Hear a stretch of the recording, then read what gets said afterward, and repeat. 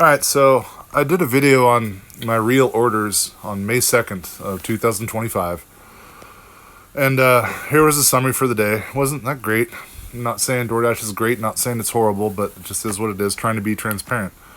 So some of the comments I got were, this guy's like, use AI to break down your per mile, cost per mile. Uh, Mantis said that, and James G said you should calculate fuel and tire and insurance, etc.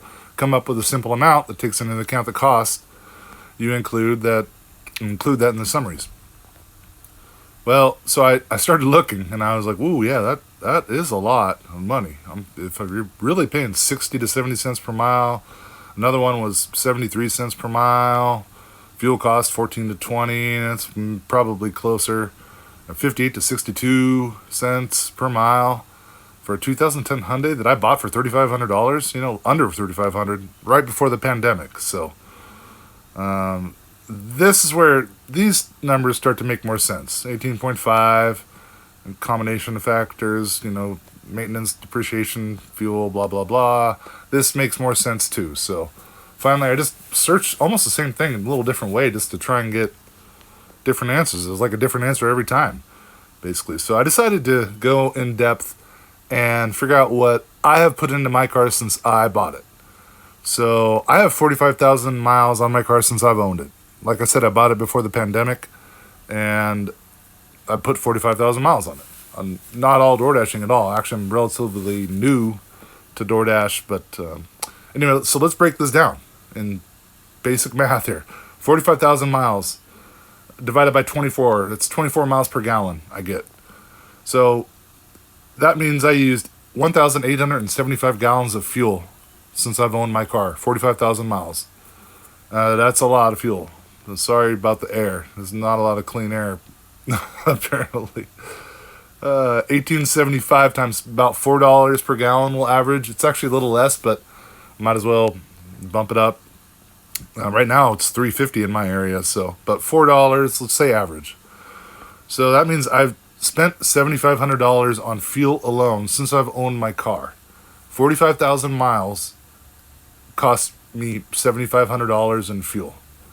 So that is a little whopping. It's a little alarming, but it is what it is. I mean, we all have to fuel our car to drive places. So if the average person drives 12,000 miles a year, and let's say they get 24 mpg as well, that's 500 gallons you're using a year, and 500 gallons times 4 is $2,000. So anyone that drives, if you drive 12,000 miles, roughly, you're going to spend $2,000 on fuel alone, just to drive.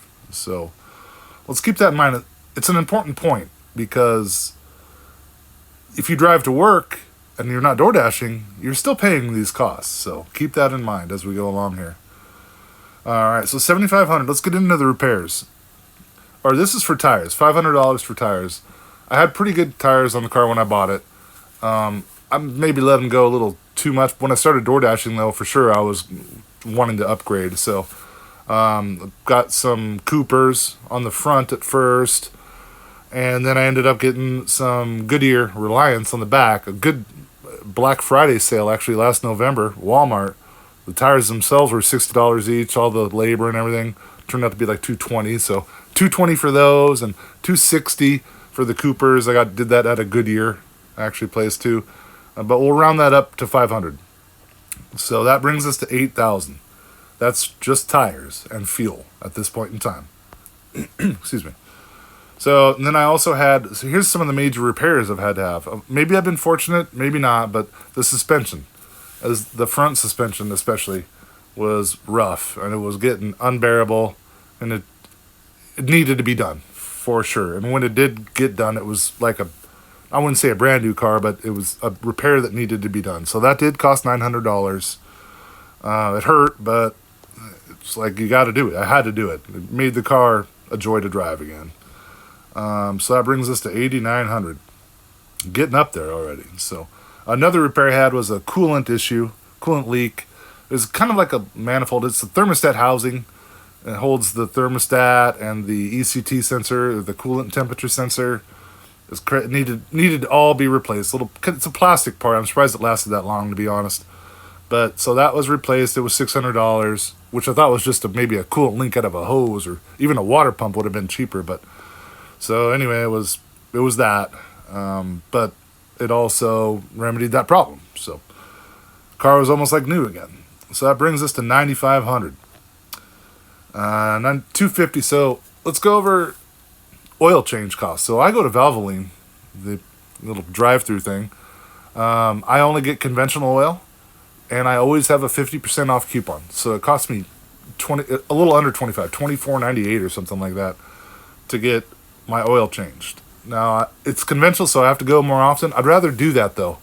I monitor my oil. I check it for level. It should be fine, but also how dirty it gets, color. So usually I should go back every 3,000 miles. I obviously haven't. This is only 10 oil changes since I own the car. So, but that's another $250 right there. But very important, I feel. It's definitely necessary to have fresh oil in your car. So that brings us to 97.50. Brakes. So unfortunately, you have to care about brakes too. So what I did was I bought the brakes. I like the Duralast brand, and I like the inexpensive brand. I know they might wear quicker, but I just like them. They don't squeak. They just work. Who cares if they wear quicker? These brakes will probably last me the duration of the life of my car at this point in time. So that will bring us to $99.50, and that's basically all I've had to put in my car. And that includes fuel, some kind of, I wouldn't call them major repairs, but pricey repairs for sure. So if we want to get down to it, $99.50 divided by 45,000 is going to give us our magic per mile number, which is, drum roll, 22 cents. So for me personally, in my personal experience, I mean, maybe throw in an air filter there too. I didn't add like an air filter. Little black trees that hang in my car. Does that count? I don't know. But all in all, so let's call that 22 cents per mile. That's what it cost me to drive my car per mile, whether I'm working or not. So, and if we look at that, I made $50, actually under $50 on that day. I drove 50 miles on that day. So 22 cents per mile times 50 is $11. So I did spend $11 on maintenance and fuel on that day to make $111.95. So, and if you look at it, it's pretty simple math. That's about 10%. And I always felt deep down inside that the maintenance plus fuel would probably run around 10%.